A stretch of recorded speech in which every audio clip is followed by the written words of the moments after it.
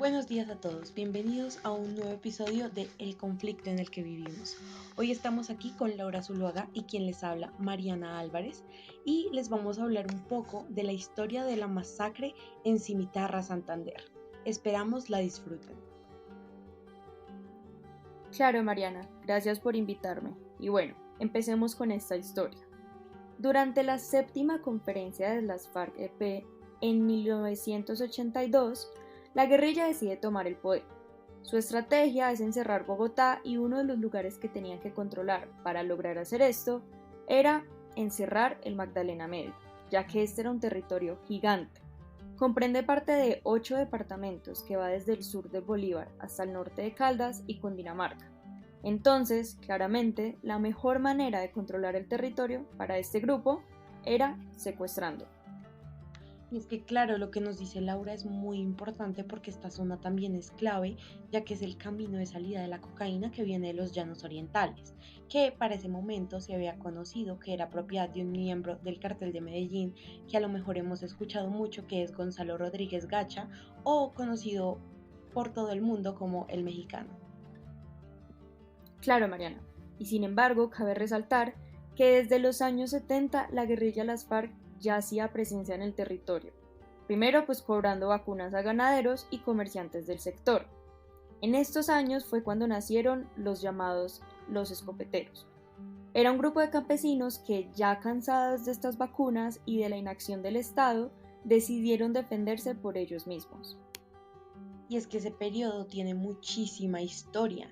Entre el 78 y el 82, estos escopeteros ya eran 42 hombres y se habían convertido en un grupo de limpieza social. Ellos asesinaban a todos y se rumoraba que principalmente a los asesinos, violadores, extorsionistas y secuestradores.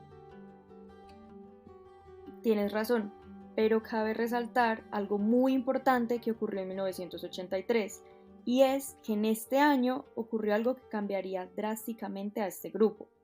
Esto fue que las FARC secuestró al padre de uno de los ganaderos que financiaba a los llamados los escopeteros. Ellos aceptaron. Al realizar el rescate fue que nacieron las autodefensas de Puerto de Boyacá. Un año después, los escopeteros de Ramón y Sasa se van a unir a esta organización. Y es que Laura, en ese mismo año, en el 83, también fue cuando se ganó la financiación por parte de Gonzalo Rodríguez Gacha, el grupo de los escopeteros, y esto hizo que se creara una escuela paramilitar llamada Escuelas de Formación para la Lucha Armada y el Sicariato, que realmente fueron creadas para entrenar en táctica militar, tortura y tácticas contra guerrilla a los paramilitares. De hecho, fueron entrenados por mercenarios que trajeron desde Inglaterra y desde Israel.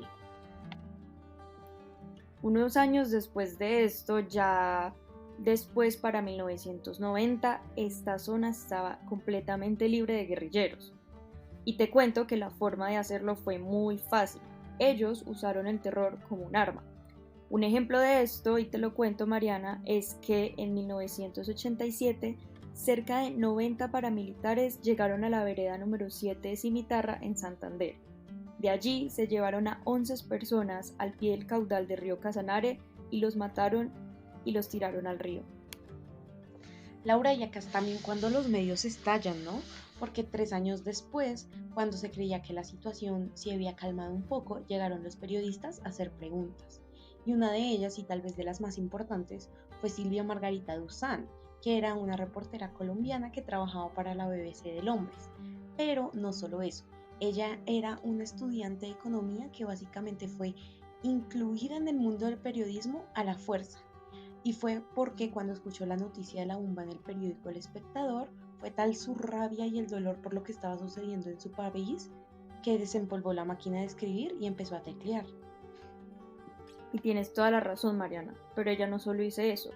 De ahí en adelante fue que empezó a hacer los reportajes sobre pandillas en Medellín, en Bogotá, y se adentró literalmente al Pacífico para registrar la captura de un líder guerrillero.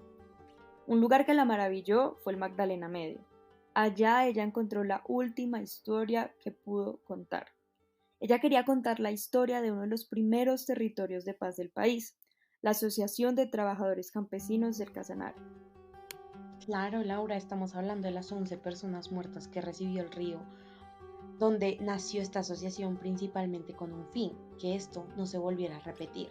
Silvia llegó maravillada por la historia, por lo lindo que era que en medio de la guerra naciera la esperanza, de cómo una comunidad se cansó de enterrar a sus muertos y decidió hacer la paz por ellos mismos, de la revolucionaria idea de que en vez de tomar las armas para defenderse, eligieran la paz para defenderse.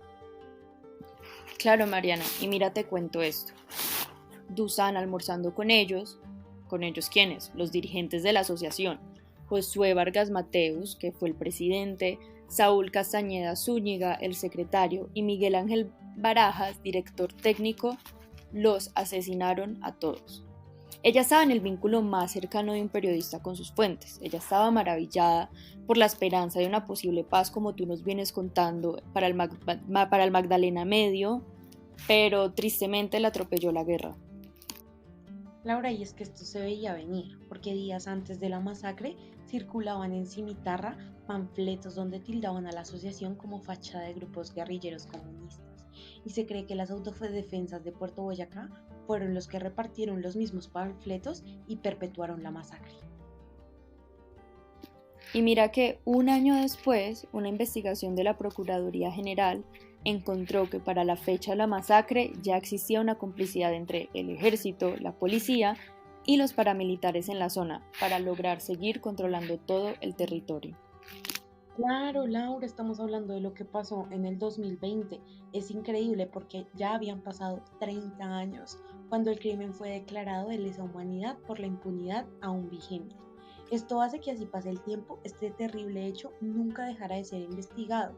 De hecho, la hermana de Dusan, la periodista María Jimena Dusan, dijo el día de la decisión: Silvia querida, hace 30 años te asesinaron junto con José Vargas, Miguel Ángel Barajas y Saúl Castañeda en una de las tantas masacres que todavía sigue impune. Cada vez me haces más falta.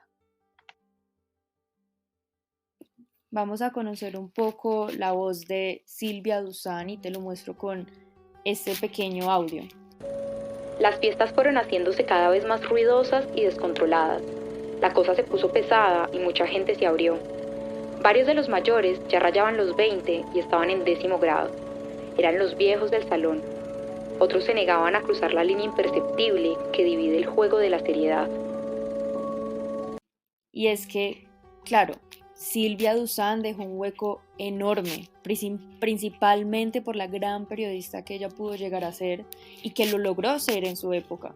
Y la gran periodista que pudo serlo mientras ejercía esa labor tan hermosa que es el periodismo y que tristemente la mataron ejerciendo esta labor que tanto ella como su hermana amaban.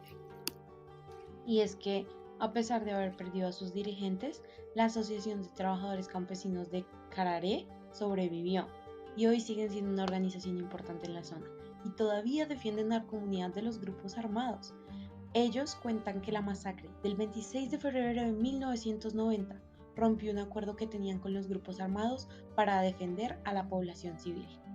Ahora vamos a escuchar una canción escrita por la asociación para conmemorar los hechos y recordar a sus héroes de la paz que fueron vilmente asesinados el 26 de febrero de 1990, contando su historia en el restaurante La Tata en Cimitarra. Voy a recordarles la historia de unos héroes que ya se nos fueron. Voy a recordarles la historia